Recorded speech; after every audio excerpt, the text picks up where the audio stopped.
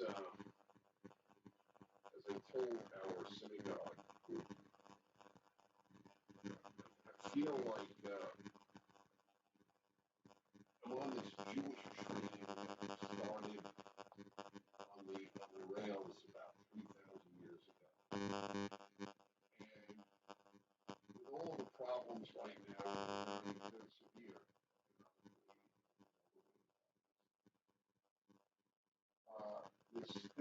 This island of the Seder, we're not really living at this moment.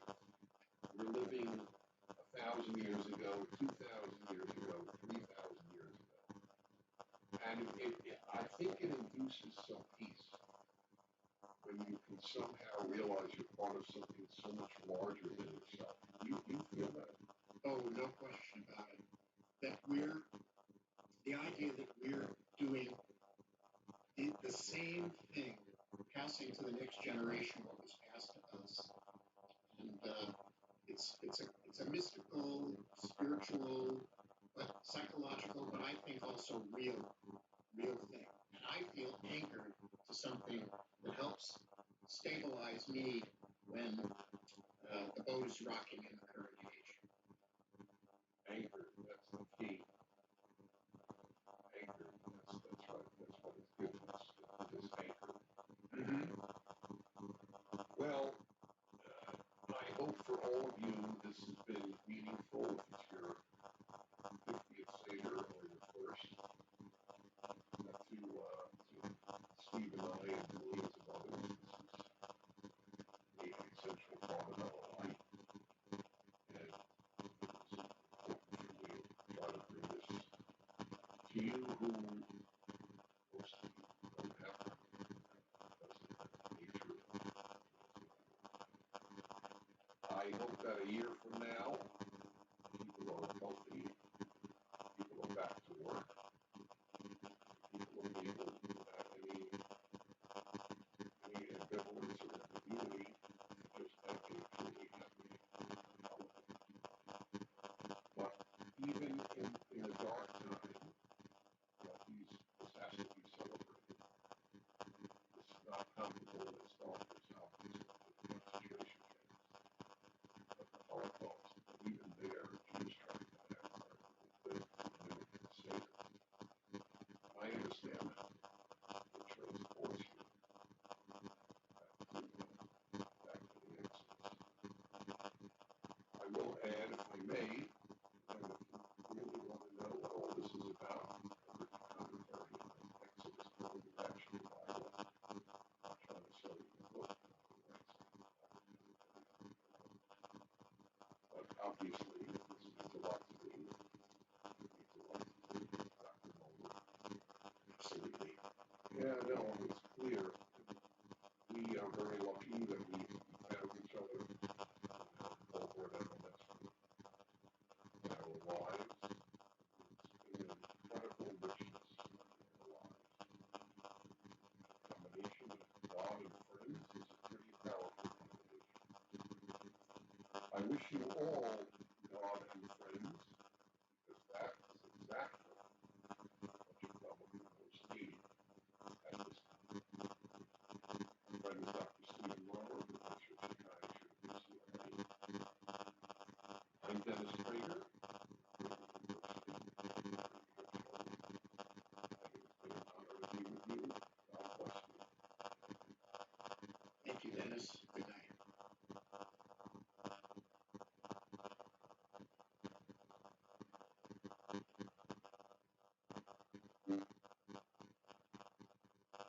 Of those values, because the Jews are a people, Yes, right. not just a religion, and Christianity is a religion and not a people. So it's said, we'll take these magnificent values, we Christians will take the magnificent values of the Hebrew Bible, but we will universalize them.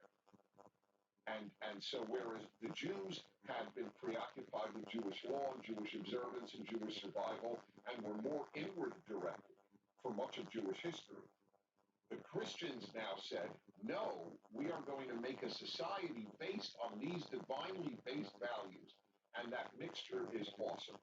And this is why, in particular, you object to law breaking of any kind. You're not one of the conservatives who's bothered by immigration, by a growing proportion of the population. I'm bothered by the non-assimilation. Right. I'm bothered but you're by saying that. these values are genuinely diverse. If that's this one, Bill Bennett said. What is it? He had a great line. He said, I am not worried about what immigrants will do to America. I'm worried about what America will do to the immigrants. If we knew what we stood for and taught these people. You know what? I have a message to all Hispanics in America, all Latinos in America. Why would you want to replicate what you left? That's what happens when you vote for the Democratic Party. Dennis, you argue that religion is essential to the virtues, a fundamental sense of morality required in a democracy. Will you tell me what to make of the following clip?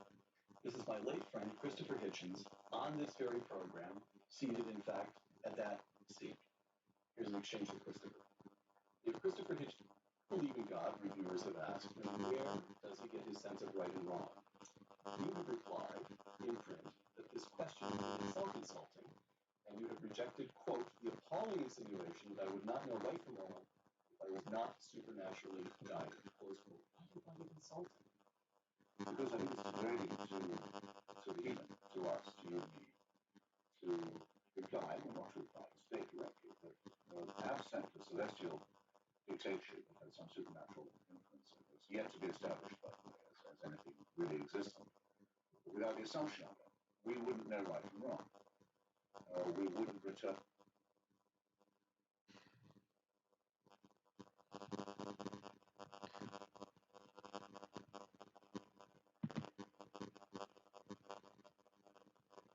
Hello, everybody.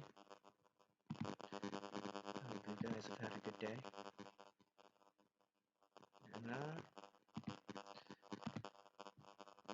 yeah, well, Passover has been interesting for me. Sorry. So in Jewish Passover, you're allowed to drink wine, even if it's alcoholic. So this is one of the few times that I've indulged myself since I've given up alcohol again. And it's been about a good,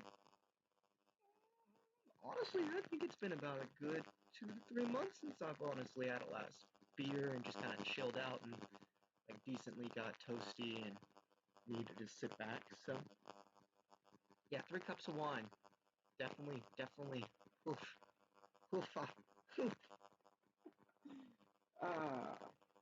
The fourth one, and I need to finish up one last matzah cracker, and then we shall begin. Before this, I wish for us to listen to some music that I like. It'll be a little bit different from our normal interlude, but, and I'm not going to do much puns right now, because, again, toasted, so rather not get myself started on a bunch of BSing. But the Passover is a great day. It's a day of freedom. It means we're free, people.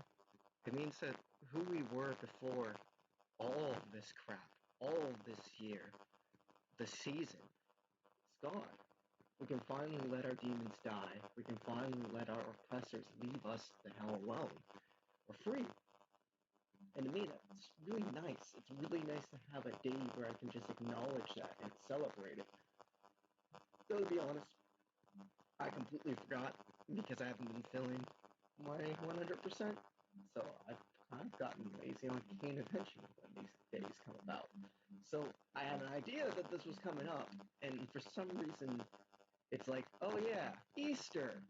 Why does that seem like I should be caring? Well, obviously I care that it's Easter, but it's like, why should I be caring about what happens after Easter for some reason?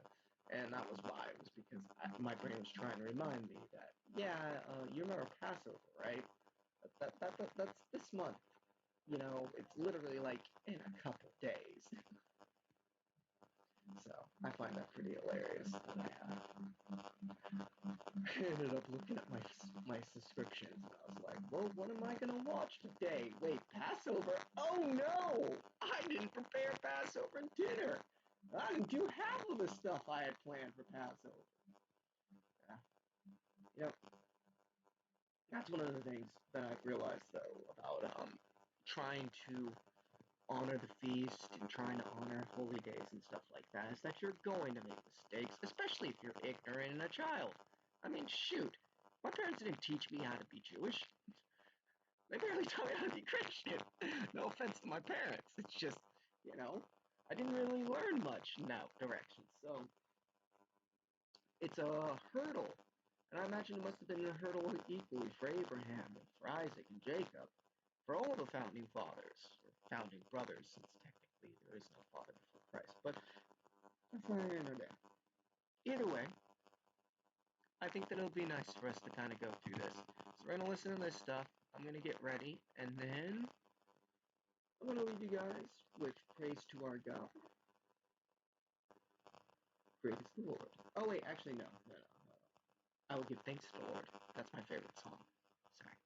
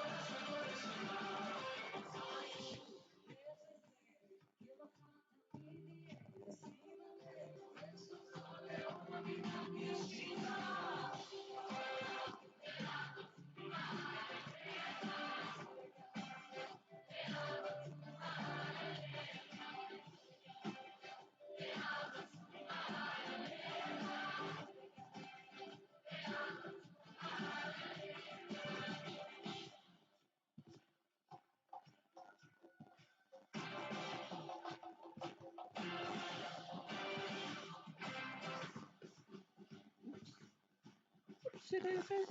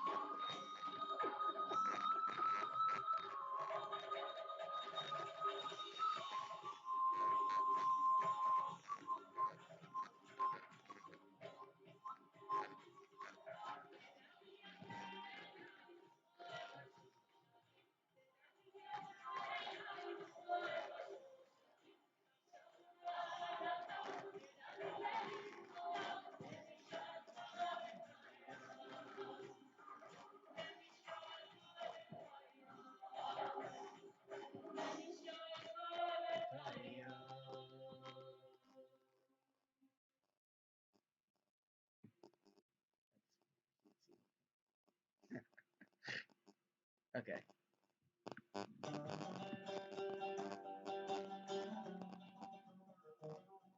This is Psalm 104. Beautiful psalm. Let me go pull it up for you guys real quick.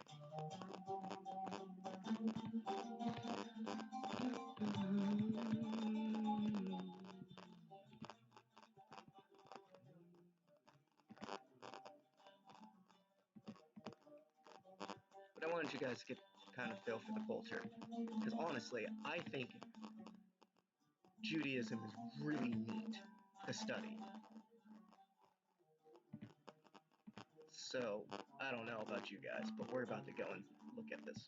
Oh, so I can adjust the... Oh! That's super neato! I just learned that the program actually has a border that shows all the independent swings outside of this. Anyways.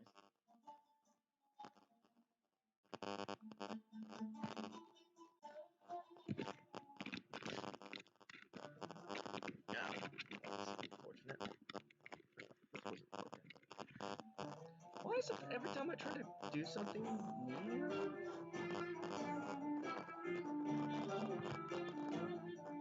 Ah, there we go.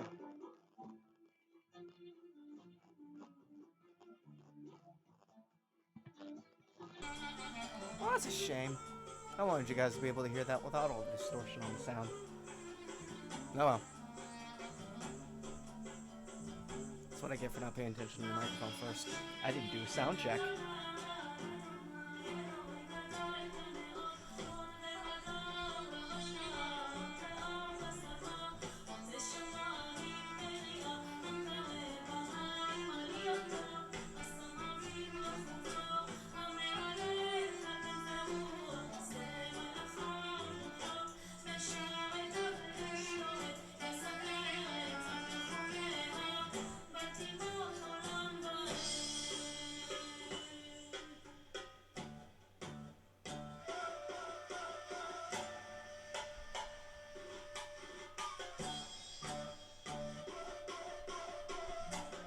Next part will be for this part.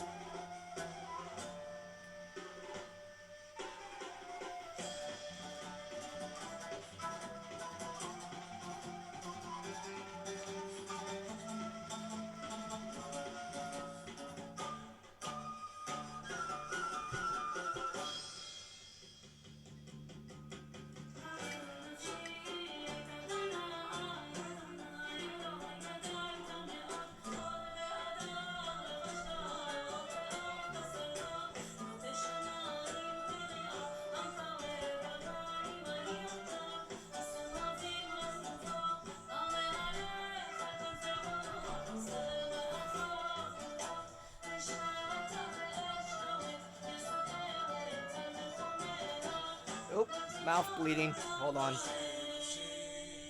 I shall be back.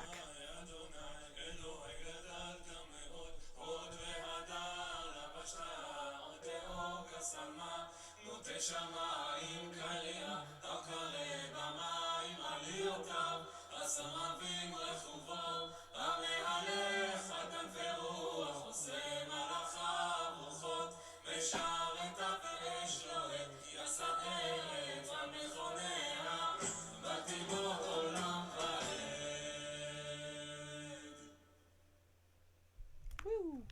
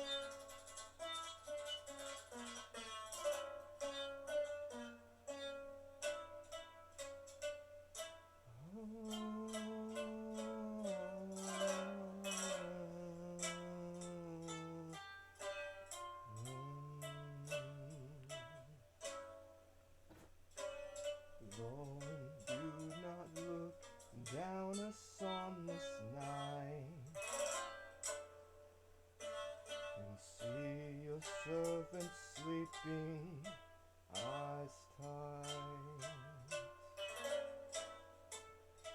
But let our hearts stand watch for you, our bridegroom cometh in the night.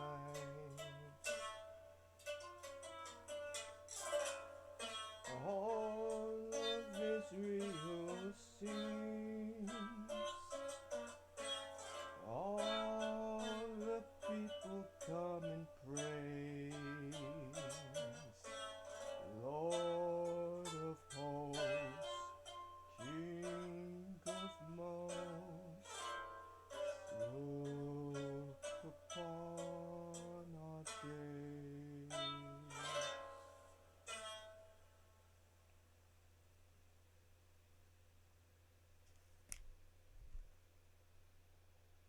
Yeah, nailed it. Sorry, I found a random lyre player instrumental, and I'm like, yeah, lyre. That's actually an instrument. I'm not just saying lyre, but it's a really cool harp, like a really old school harp. And if I ever met anybody who knew how to play a harp, we would probably have a good day. Unless they think I'm just a total nerd. The music of Israel, I think, is interesting because we often think of guitar as Christians as being, you know, like, it's the work of the devil. But honestly, I think what's most interesting is the intensity of the string instrument. I think that's where the key lies. See, I don't think that heavy metal in and of itself is unholy or something like that. I actually think that some heavy metal can be great for ripping open the soul and getting through, piercing the flesh, getting it to open up. I actually think that's why heavy metal can attract so many people to it. Because it gets us free of the mental conscious blocks that we form in order to hide ourselves in, and it's a way for you to really rip yourself out of your comfort zone and scream forth the emotion you're holding within. Well, this music, this goes more so with the acoustic guitar, more of the gentle kind of strumming, and that reflects a simple patience, a understanding, and a peace with oneself. You're pouring out your essence when you're playing music, and so how you play your music, the intensity of the music, the ferocity of it. See, this is very ferocious. His movement of his fingers, the necessary tone that he has to pluck it with, that is all very intense, and his emotion, his focus is put into every piece of that tension on the string. That's not reflected in the music, though, all the effort that he's putting into playing this. Instead, he is flowing. And so it's about the flow state and how you achieve that flow state and for what emphasis you're getting in the soul. I actually think that it'd be quite interesting to pull off a heavy metal ballad using some of the psalms. Some of the heavier psalms that deal with, you know, the repercussions of sin, the lostness and darkness that people feel when they go astray from God. I think that would be very interesting for heavy metal. Even for things like rap and stuff like that. I mean, Kanye, he came out with his new album, and personally, I think the album's pretty damn good, okay? Say what you will. I have a love-hate relationship with Kanye. I mean, shoot, I was talking smack about him last year. Then again, I also had started praying for him. And so for me, him coming to Christ was not weird for me. It was just really unexpected that God honored that random promise. Because something in me was like, you know, Kanye would make a really good Christian. And that happened because I was listening to Late Registration. That's one of my favorite albums of his. I like some of his earlier albums. That's probably the last album I really like of his. And I think it's just because all the songs in there are really just dealing with the stresses of becoming human, dealing with life, dealing with success, dealing with your passions, dealing with your necessities, but also having this past that's linking you, your love for your family, the love for the things that have driven you to this path that you want to live. All of that's worked out in Late Registration as I listened to it, especially when I got to Gone. I found it pretty hilarious because the song Gone, when I first listened to it as a kid, you know, I could definitely empathize with the idea that things pass and you can't hold on to it. You can't keep the world as you wish it. You just have to let go. And most people don't understand that about me, is that I'm okay with letting things go. The thing is, I'm tired of letting everything go. And so, for me, I found it so interesting the way that he would talk about how his life's changing, how he's constantly adapting, how he fails, but he really wants to do right by the people he loves most. To see that, it got my heart kind of twisted, you know? It made me go like, man, I know that you're dating Kardashian, you're doing your all living me life, but I really want to see your music go back to its roots kind of way. And so for me, I think that the album before Jesus is King I listened to as well, and that was kind of hit and miss. Some songs I think I could definitely see the transition start happening, but I think Jesus is King was a really good push on his point, or on his part, for the kingdom. And I think as a new believer, he got a lot of flack that I don't think he needed to get for how he was going about trying to express his conversion.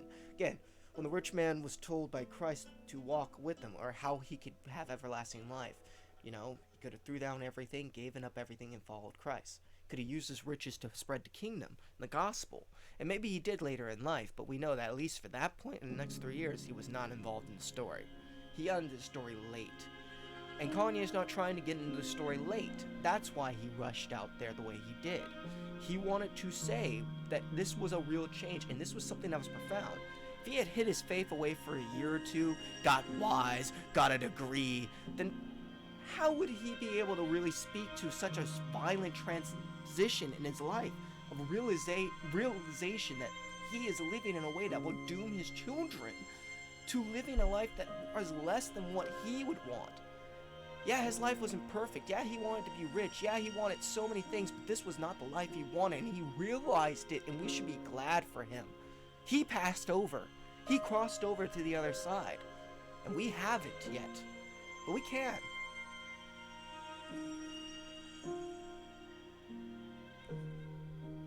So, I'm gonna go ahead and end this, and then we're gonna go pick up with our own bit of songs. Hopefully my singing's not crappy.